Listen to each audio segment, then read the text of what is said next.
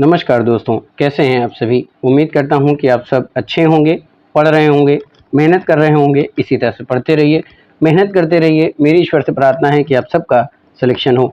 आज एक नया टॉपिक, एक नया सब्जेक्ट मैं आपके बीच में लेकर आया हूं प्यारे दोस्तों, जिसका नाम है कंप्यूटर। तो कंप्यूटर से संबंधित जितने भी महत्वपूर्ण प्रश्न आपके एग्ज़ाम में पूछे जा सकते हैं, उन सभी टाइप के प्रश्नों को मैं आपके बीच में लेकर आया हूँ।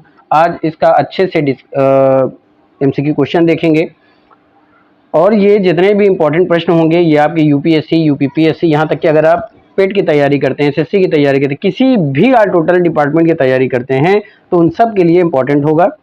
तो फटाफट से चैनल से जुड़िए, लोगों को जोड़ने का प्रयास कीजिए। वीडियो आपको कैसी लगती है कमेंट में ज़रूर बताएं। लाइक कीजिए, चैनल को सब्सक्राइब कीजिए, बेल आइकन ऑन कीजिए ताकि नोटिफिकेशन मिलती रहे। आइए देखते हैं कि सभी प्रतियोगी परीक्षाओं के लिए उपयोगी कंप्यूटर के अति महत्वपूर्ण जो वस्तुनिष्ठ प्रश्न होते हैं, उसके अंतर्गत आज का पहला प्रश्न क्या पूछ रहा है।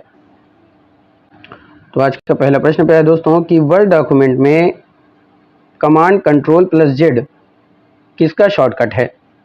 आपका पहला ऑप्शन है दस्तावेज सहेजने के लिए, बी ऑप्शन है जूम आवर्धन समायोजित करने के लिए, सी ऑप्शन है पिछली कार्रवाई पूर्ववत करने के लिए, और डी ऑप्शन है पाठ को केंद्र में संरेखित करने के लिए।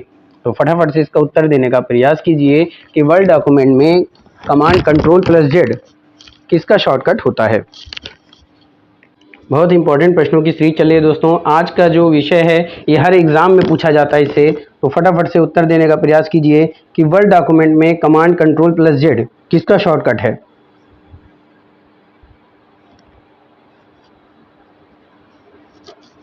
तो कंट्रोल प्लस जेड, पहले तो दोस्तों ये समझने का प्रयास कीजिए कि जो जेड होता है, कंट्रोल प्लस जेड का मतलब होता है अंडू, यानी कि जो पहली अवस्था जैसी थी कोई डॉक्यूमेंट की वो सेम वैसे ही होगी। बस समझ आ रही। तो पिछली कार्रवाई पूर्ववत करने के लिए तो ऑप्शन सी राइट हो जाएगा। तो C is the right answer for this one. अगले प्रश्न की तरफ चलते हैं। अगला प्रश्न है ISP का मतलब क्या होता है। बस समझिए दोस्तों, ISP का मतलब क्या होता है। पहला ऑप्शन है इंट्रानेट सिस्टम प्रोसेसिंग, बस समझे, internet system processing. B option है अंतराजाल सेवा प्रदाता, सी ऑप्शन है बुद्धिमान प्रणाली प्रसंस्करण, और डी ऑप्शन है इंटरनेट सेवा प्रदाता। तो फटाफट से इसका उत्तर देने का प्रयास कीजिएगा। फिर दोस्तों ये जो इंटरनेट लिखा है ये आपका इंटरनेट होगा। क्या होगा? इंटरनेट। ठीक है, ये आपका होगा इंटरनेट, याद रखिएगा। इंटरनेट सिस्टम प्रोसेसिंग, अंतराल सेवा प्रदाता, बुद्धिमान प्रणाली प्रसंस्करण और इंटरनेट सेवा प्रदाता। वह दोस्तों ISP का जो मतलब होता है वो होता है इंटरनेट सेवा प्रदाता। बस में दोस्तों क्या होता है? इंटरनेट सेवा प्रदाता होता है। ठीक है, चलिए, तो आपका डी ऑप्शन राइट हो जाएगा। तो D is the right answer for this one. अगले प्रश्न की तरफ चलते हैं। अगला महत्वपूर्ण प्रश्न है कि विंडोज डेस्कटॉप पर या PC आइकन क्या दर्शाता है। जो PC आइकन होता है वो क्या दर्शाता है, आपको इसका उत्तर देना है। विंडोज़ के डेस्कटॉप पर जो PC होता है उसका जो आइकन होता है वो क्या दर्शाता है। पहला ऑप्शन है एक एप्लीकेशन लॉन्चर है, एक फाइल जो सिस्टम अपडेट संग्रहित करती है, सी ऑप्शन है ड्राइव फाइलों और सिस्टम गुणों तक पहुँच है, डी ऑप्शन है नियंत्रण पैनल का शॉर्टकट है। बस में दोस्तों PC आइकन क्या दर्शाता है, आपको इसका उत्तर देना है। फटाफट से उत्तर दीजिए, फटाफट से उत्तर देने का प्रयास कीजिए दोस्तों।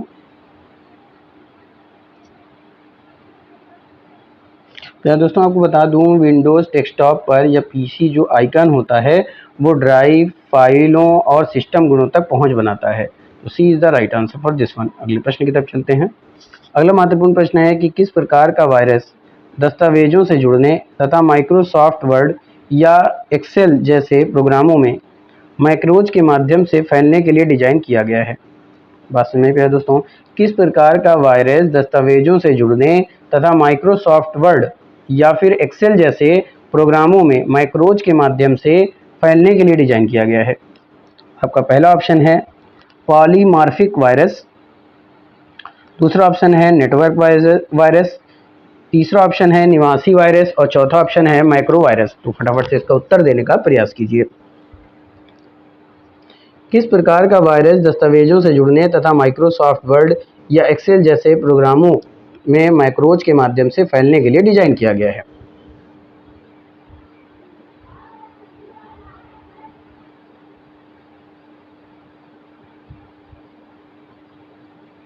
तो दोस्तों, जो वायरस आपके दस्तावेज़ जुड़ने या माइक्रोसॉफ्ट वर्ड या एक्सेल जैसे प्रोग्रामों में मैक्रोज के माध्यम से फैलने के लिए डिज़ाइन किया गया है, उसका नाम है माइक्रो वायरस। तो ऑप्शन आपका डी राइट हो जाएगा। तो D is the right answer for this one. अगले प्रश्न की तरफ चलते हैं। अगला प्रश्न पूछा गया है दोस्तों कि विंडोज ऑपरेटिंग सिस्टम में स्लीप विकल्प का उद्देश्य क्या है। जो स्लीप होता है उस विकल्प का उद्देश्य क्या है विंडोज ऑपरेटिंग सिस्टम में।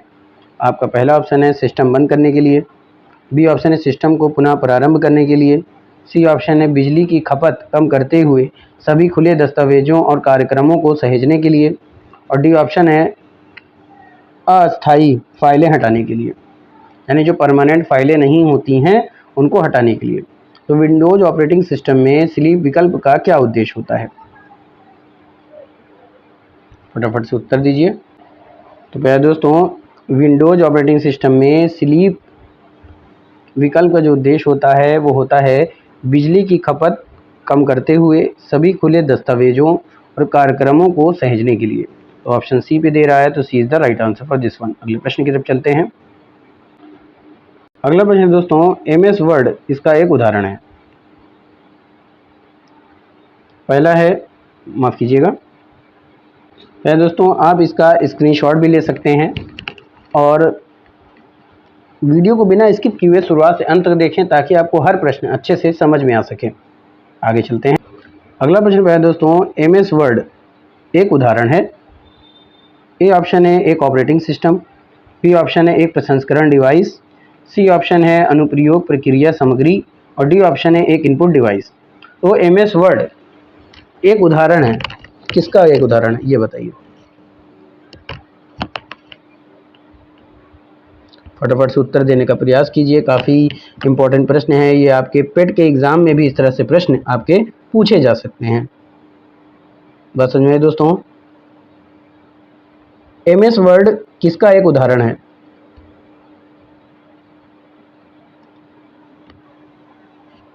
तो ये एप्लीकेशन सॉफ्टवेयर का उदाहरण है प्यारे दोस्तों। क्या है, एप्लीकेशन सॉफ्टवेयर का उदाहरण है। तो यानी कि सी ऑप्शन राइट हो जाएगा। तो C is the right answer for this question. अगले प्रश्न की तरफ चलते हैं। अगला प्रश्न है, एक ऐसा कंप्यूटर नेटवर्क पर एक केंद्रीय सर्वर है जो जुड़े हुए क्लाइंट को सर्वर की भंडारण क्षमता तक पहुंचने में सक्षम बनाता है।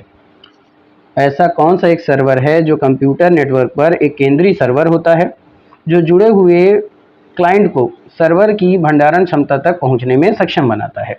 फटाफट से इसका उत्तर दीजिए। आपके पहले ऑप्शन है वेब सर्वर, दूसरा ऑप्शन है अनुप्रयोग सर्वर, सी ऑप्शन है प्रिंट सर्वर, और डी ऑप्शन है फाइल सर्वर।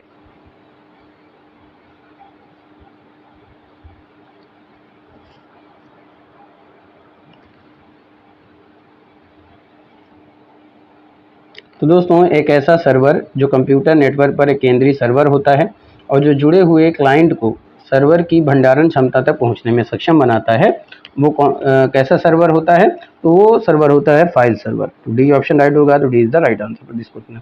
जब फाइल सर्वर जो होता है केंद्रीय सर्वर होता है और ये क्या करता है, किसी भी क्लाइंट को सर्वर की भंडारण क्षमता तक पहुंचने में सक्षम बनाता है ना। क्लाइंट को सर्वर की जितने भी भंडारण क्षमता तक पहुंचने में उसको सक्षम बना देता है। आगे चलते हैं। अगला प्रश्न दोस्तों, कंप्यूटर में हार्ड डिस्क क्या होती है।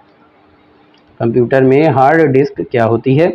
ए ऑप्शन है अस्थायी चुंबकीय भंडारण, बी ऑप्शन है स्थायी चुंबकीय भंडारण, सी ऑप्शन है उच्च क्षमता ऑप्टिकल डिस्क भंडारण, और डी ऑप्शन है उच्च क्षमता सीडी रोम। बात समझाइए दोस्तों, कंप्यूटर में हार्ड डिस्क क्या होती है, आपको इसका उत्तर देना है।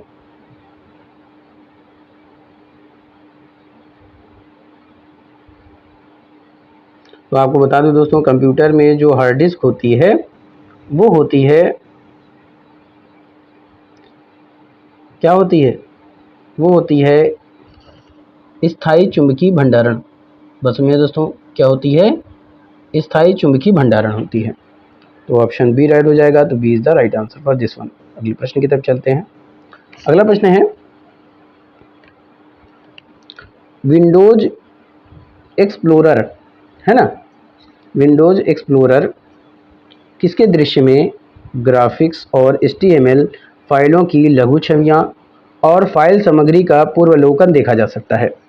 बस में दोस्तों, विंडोज़ एक्सप्लोरर के किसमें, यानी कौन सा ऐसा ऑप्शन है जो दृश्य में, जिसके दृश्य में ग्राफिक्स और HTML फाइलों की लघु छवियां और फाइल सामग्री का पूर्वावलोकन देखा जा सकता है। आपका ए ऑप्शन है टाइल्स, बी ऑप्शन है फिल्म स्ट्रिप, सी ऑप्शन है सूची और डी ऑप्शन है थंबनेल।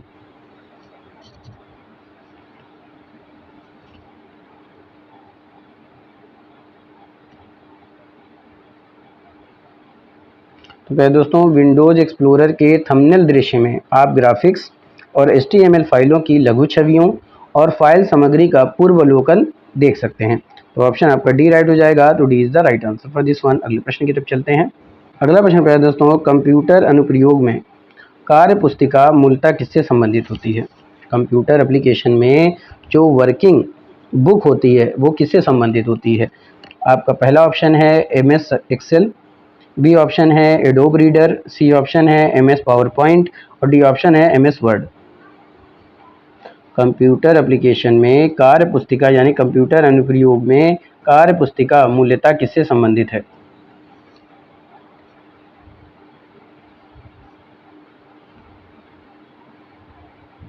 तो दोस्तों, कंप्यूटर एप्लीकेशन में जो कार्य पुस्तिका है ना, कार्य पुस्तिका जिससे संबंधित होती है, कार्य पुस्तिका किससे संबंधित होती है? MS एक्सेल से संबंधित होती है। तो ए ऑप्शन पे दे रहा है, तो A is the right answer for this one. अगले प्रश्न की तरफ चलते हैं।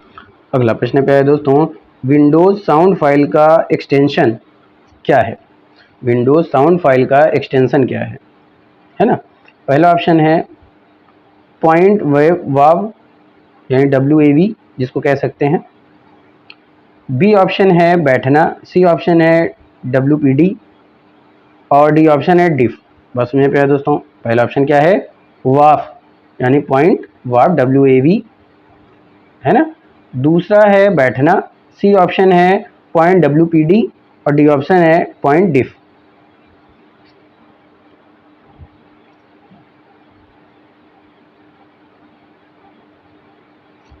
तो दोस्तों, आपके जो प्रश्न था कि विंडोज साउंड फाइल का एक्सटेंशन क्या है, आपके ऑप्शन क्या थे? पॉइंट WAV, बैठना, पॉइंट WPD और पॉइंट डिफ। तो इसमें से जो विंडोज साउंड फाइल का एक्सटेंशन होता है वो होता है पहले दोस्तों पॉइंट WAV। तो ए ऑप्शन पे दे रहा है, तो A is the right answer for this one. अगले प्रश्न की तरफ चलते हैं। अगला प्रश्न पूछ रहा है कि विंडोज में हम अपने कंप्यूटर से किसी प्रोग्राम को अनइंस्टॉल करने के लिए कंट्रोल पैनल में किस विकल्प पर जाते हैं? यानी अगर हम विंडोज़ खोलते हैं और उसमें से किसी प्रोग्राम को हमें अनइंस्टॉल करना हो तो कंट्रोल पैनल के किस विकल्प पर जाएंगे? पहला ऑप्शन है डिफ़ॉल्ट कार्यक्रम, बी ऑप्शन है क्रिया केंद्र, सी ऑप्शन है डिवाइस मैनेजर और डी ऑप्शन है कार्यक्रमों और सुविधाओं। किस प्रोग्राम को इंस्टॉल करने के लिए हम कंट्रोल पैनल के विकल्प पर जाते हैं?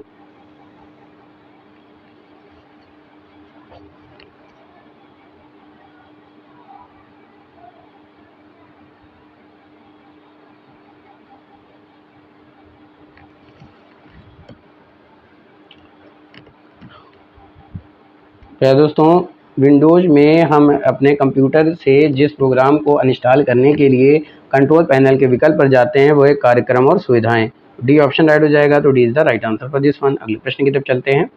अगला प्रश्न है दोस्तों कि निम्नलिखित में से कौन सा एप्लीकेशन सॉफ्टवेयर नहीं है? यानी कौन सा एप्लीकेशन सॉफ्टवेयर नहीं है इन चारों में से? पहला ऑप्शन है एडोब फोटोशॉप, बी ऑप्शन है विंडोज 7, सी ऑप्शन है MS वर्ड और डी ऑप्शन है अवास्ट एंटीवायरस। कौन सा एप्लीकेशन सॉफ्टवेयर नहीं है, आपको इसका उत्तर देना है। फटाफट से उत्तर देने का प्रयास कीजिए दोस्तों। ये सभी महत्वपूर्ण प्रश्न आपके हर एग्ज़ाम में पूछे जा सकने वाले प्रश्न हैं, काफ़ी इंपॉर्टेंट प्रश्न हैं। ये किसी भी विभाग में पूछा जा सकता है, चाहे वो रेलवे की तैयारी करने के लिए हो या UPSC, UPPSC, समीक्षा अधिकारी, सहायक समीक्षा अधिकारी, यहाँ तक कि अगर आप पेट की तैयारी करते हैं तो उसमें भी कंप्यूटर के प्रश्न पूछे जाते हैं। निम्नलिखित में से कौन सा एप्लीकेशन सॉफ्टवेयर नहीं है, आपको इसका उत्तर देना है। Adobe Photoshop, Windows 7, MS word, Avast antivirus. तो दोस्तों, आपको कौन सा एप्लीकेशन सॉफ्टवेयर नहीं है, आपको इसका उत्तर देना है। दोस्तों, जो एप्लीकेशन सॉफ्टवेयर आपका नहीं है वो बताना है। देखिए एमएस वर्ड क्या है, एक एप्लीकेशन है, आप किसी सॉफ्टवेयर के अंदर जाते हैं, वो भी एक तरह का सॉफ्टवेयर है लेकिन एप्लीकेशन वाला सॉफ्टवेयर है। आवाज एंटीवायरस भी क्या है, एप्लीकेशन सॉफ्टवेयर है। एडोब फोटोशॉप भी है, लेकिन विंडोज 7 क्या है, एक सॉफ्टवेयर है ना कि एप्लीकेशन सॉफ्टवेयर है। तो यही पूछा है कौन नहीं है, तो बी ऑप्शन राइट हो जाएगा। तो B is the right answer for this one. अगले प्रश्न की तरफ चलते हैं। अगला प्रश्न है कि एमएस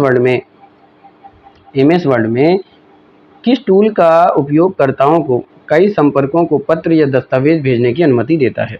एमएस वर्ड में कौन सा टूल है जो उपयोगकर्ताओं को कई संपर्कों को पत्र या दस्तावेज भेजने की अनुमति प्रदान करता है। ऐसा कौन सा टूल है? आपका ए ऑप्शन है मेल मर्ज करें, बी ऑप्शन है ईमेल, सी ऑप्शन है डेटा स्रोत, है ना, डेटा स्रोत, और डी ऑप्शन है पता पुस्तिका। मेल मर्ज करना, ईमेल, डेटा स्रोत, पता पुस्तिका।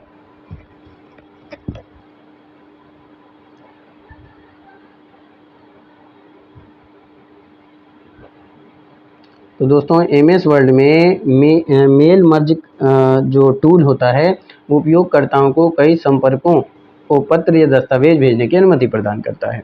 तो ए ऑप्शन राइट हो जाएगा। तो A is the right answer for this one. अगले प्रश्न की तरफ चलते हैं। अगला प्रश्न दोस्तों, एक व्यक्ति को कंप्यूटर साक्षर कहा जाता है यदि वह सिर्फ क्या हो। ए ऑप्शन है आवश्यकता आधारित अनुप्रयोग चलाए, बी ऑप्शन है एंटीवायरस सॉफ्टवेयर बनाए, सी ऑप्शन है प्रोग्राम लिखे या फिर अन्य कंप्यूटर हैक करे। किस व्यक्ति को कंप्यूटर साक्षर कहा जाता है?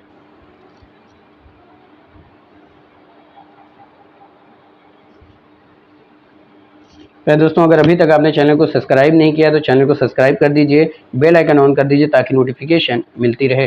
वीडियो अच्छी लगती है तो लाइक करें, कमेंट में ज़रूर बताएं कि वीडियो आपको कैसी लगती है। ज़्यादा से ज़्यादा शेयर कीजिए दोस्तों की, जब ज़्यादा से ज़्यादा लोग इस चैनल से जुड़ेंगे तो हमारा मनोबल बढ़ेगा, हम और अच्छा करने का प्रयास करते हैं। क्योंकि प्यारे दोस्तों, मनोबल के साथ जब इंसान काम करता है, बहुत मन लगा के काम करता है, तो उसमें उसको कामयाबी मिलती है। तो इसलिए आपसे गुजारिश है कि ज़्यादा से ज़्यादा लोगों को चैनल से जोड़ने का प्रयास कीजिए। तो एक व्यक्ति को कंप्यूटर साक्षर तब कहा जाता है प्यारे दोस्तों जब आवश्यकता आधारित अनुप्रयोग चलाए। तो ए ऑप्शन राइट हो जाएगा। तो A is the right answer for this one. अगले प्रश्न की तरफ चलते हैं। अगला प्रश्न है कंप्यूटर का जनक कौन है। बहुत ही आसान प्रश्न है प्यारे दोस्तों, कंप्यूटर का जनक कौन है। ए ऑप्शन है जेम्स गोसलिंग, बी ऑप्शन है चार्ल्स बेबेज, सी ऑप्शन है डेनिस रिची और डी ऑप्शन है बजने स्ट्रास्टू। कंप्यूटर का जनक कौन है? तो दोस्तों आपको बता दूं, कंप्यूटर का जो जनक है वो चार्ल्स बेबेज हैं। बी ऑप्शन राइट हो जाएगा। तो B is the right answer for this question. दोस्तों एक चीज़ और आप बताने का प्रयास कीजिए, कमेंट में उत्तर दीजिएगा कि चार्ल्स बेबेज ने कंप्यूटर की खोज कब की थी। बस में दोस्तों, चार्ल्स बेबेज ने कंप्यूटर को कब बनाया था, ऐसे भी प्रश्न पूछा जा सकता है। तो उन्होंने, चार्ल्स बेबेज ने प्यारे दोस्तों कब बनाया था, आपको कमेंट में उत्तर करके बताना है। किस सन में बनाया था? तो 19वीं सदी में किया था। कब किया था? 19वीं सदी में। आगे चलते हैं। अगला प्रश्न है निम्नलिखित में से कौन सा कंप्यूटर का सही संक्षिप्त नाम है, यानी कौन सही उसका नाम है कंप्यूटर का। पहला ऑप्शन है तकनीकी और शैक्षिक अनुसंधान में उपयोग की जाने वाली सामान्य रूप से कब्जे वाली मशीनें, बी ऑप्शन है तकनीकी और पर्यावरण अनुसंधान में उपयोग की जाने वाली सामान्य रूप से संचालित मशीनें, सी ऑप्शन है तकनीकी और शैक्षिक अनुसंधान में उपयोग की जाने वाली सामान्य रूप से उन्मुख मशीनें और डी ऑप्शन है तकनीकी और शैक्षिक अनुसंधान में उपयोग की जाने वाली सामान्य रूप से संचालित मशीनें।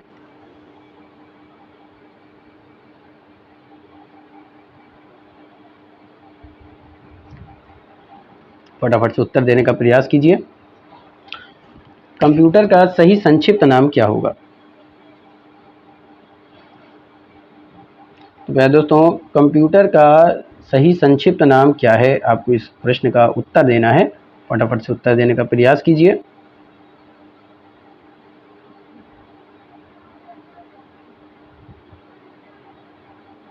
तो दोस्तों कंप्यूटर जो संक्षिप्त नाम है वो है तकनीकी और शैक्षिक अनुसंधान में उपयोग की जाने वाली समान रूप से संचालित मशीनें। तो डी ऑप्शन पे है। तो D is the right answer for this one. अगले प्रश्न की तरफ चलते हैं। अगला प्रश्न है कि निम्नलिखित में से कौन से कंप्यूटर की सही परिभाषा है। पहला ऑप्शन है कंप्यूटर एक मशीन या उपकरण है जिसे अंगणितीय या तर्क संचालन अनुक्रमों को स्वचालित रूप से करने के लिए प्रोग्राम किया जा सकता है। बी ऑप्शन है कंप्यूटर केवल बाइनरी भाषा को समझता है जिसे 0s या 1s के रूप में लिखा जाता है। सी क्या है कंप्यूटर एक प्रोग्राम करने योग्य इलेक्ट्रॉनिक उपकरण है जो डेटा को संग्रहित पुनर्प्राप्त और संसाधित कर सकता है। और डी ऑप्शन उपरोक्त सभी। फटाफट से प्रश्न का उत्तर देने का प्रयास कीजिए। तो प्यारे दोस्तों इसका जो उत्तर होगा वो होगा डी, क्योंकि इसकी जो भाषाएं होती हैं कंप्यूटर की वो सभी होती हैं। इसमें जो ऑप्शन दे रहा है तो D is the right answer for this one. अगले प्रश्न की तरफ चलते हैं। कंप्यूटर एक मशीन या उपकरण है जिसे अंगणितीय संचालन अनुक्रमों में हम प्रयोग करते हैं। कंप्यूटर बाइनरी भाषा को समझता है जैसे 0 और 1। कंप्यूटर एक प्रोग्राम वाला इलेक्ट्रॉनिक उपकरण होता है जो डेटा को स्टोर भी करता है और पुनर्प्राप्त भी करता है और संसाधित भी करता है। तो इसलिए डी ऑप्शन राइट होगा। अगले प्रश्न की तरफ चलते हैं। सीपीयू का पूरा नाम क्या है। ए ऑप्शन है computer processing unit, B option है computer principal unit, C option है सेंट्रल प्रोसेसिंग यूनिट और डी ऑप्शन है कंट्रोल प्रोसेसिंग यूनिट। बस समझ में दोस्तों। ए ऑप्शन है computer processing unit, B option है computer principal unit, C option है सेंट्रल प्रोसेसिंग यूनिट और डी ऑप्शन है कंट्रोल प्रोसेसिंग यूनिट।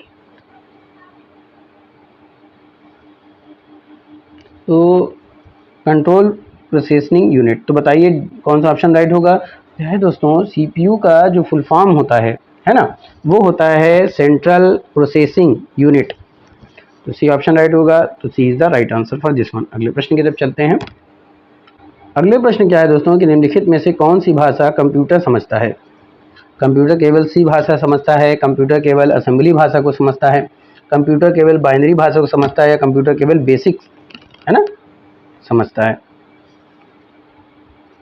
तो दोस्तों कंप्यूटर केवल बाइनरी भाषा समझता है जिसको हम 0s या 1s फॉर्म में लिख सकते हैं, है ना प्यारे दोस्तों। किस फॉर्म में लिख सकते हैं 1s। तो प्यारे दोस्तों सी ऑप्शन राइट हो जाएगा। तो C is the right answer for this one. अगले प्रश्न की तरफ चलते हैं। अगला प्रश्न है कि निम्नलिखित में से कौन सी कंप्यूटर भाषा केवल बाइनरी कोड में लिखी जाती है। पहला ऑप्शन है पास्कल भाषा, दूसरा है मशीनी भाषा, सी ऑप्शन है सी और डी ऑप्शन है सी स्लैश। बताइए। पहला पास्कल, दूसरा मशीनी भाषा, तीसरा है सी और चौथा ऑप्शन है सी हैशटैग हैश। बताइए।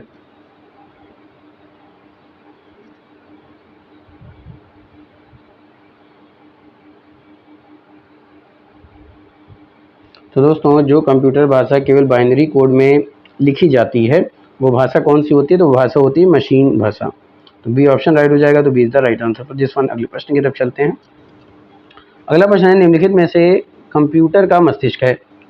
ए ऑप्शन है central processing unit, B option है मेमोरी, सी ऑप्शन है अंगणित और तर्क इकाई और डी ऑप्शन है नियंत्रण इकाई। कौन है जो कंप्यूटर का मस्तिष्क है। तो दोस्तों कंप्यूटर का जो मस्तिष्क होता है, जो दिमाग होता है, वो होता है सीपीयू। तो इसका फुल फॉर्म क्या होता है सेंट्रल प्रोसेसिंग यूनिट। तो ए ऑप्शन राइट होगा। तो A is the right answer for this one. अगले प्रश्न की तरफ चलते हैं। फटाफट से प्रश्न का उत्तर दीजिए। निम्नलिखित में से कौन सी कंप्यूटर की विशेषता नहीं है। ए ऑप्शन है बहुमुखी प्रतिभा, बी ऑप्शन है सटीकता, सी ऑप्शन है परिश्रम और डी ऑप्शन है आईक्यू।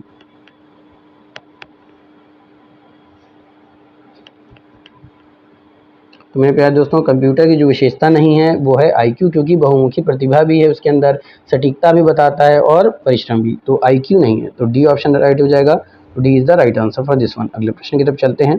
अगला प्रश्न है निम्न में से कौन सी कंप्यूटर में डेटा की सबसे छोटी इकाई है। निम्न में से कौन सी है जो कंप्यूटर में डेटा की सबसे छोटी इकाई है। ए ऑप्शन है बिट, बी ऑप्शन है केबी, सी ऑप्शन है निबल और डी ऑप्शन है बाइट।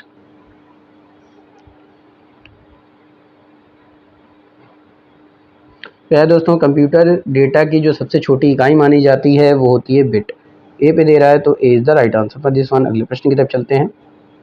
अगला प्रश्न है कि निम्नलिखित में से कौन सी इकाई है जो उपयोगकर्ता से प्राप्त डेटा को कंप्यूटर के समझने योग्य प्रारूप में परिवर्तित करने के लिए जिम्मेदार होती है।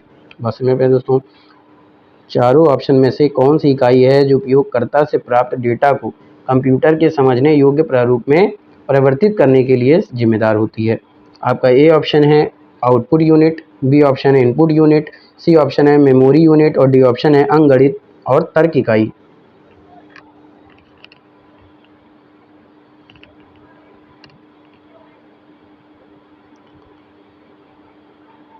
दोस्तों, इनपुट डिवाइस जो होती है वो उपयोगकर्ता से प्राप्त डेटा को कंप्यूटर के समझने योग्य प्रारूप में परिवर्तित करने के लिए जिम्मेदार होती है। कौन सी होती है? Input unit. तो बी ऑप्शन राइट हो जाएगा। तो B is the right answer for this question. तो दोस्तों, आज के सेशन यहीं पे समाप्त करता हूँ। उम्मीद करता हूँ कि आप सबको पसंद आया होगा। इसी जुनून के साथ फिर मिलेंगे सेम चैनल पे। तब तक के लिए जय Hind, thank you, wish you all the best.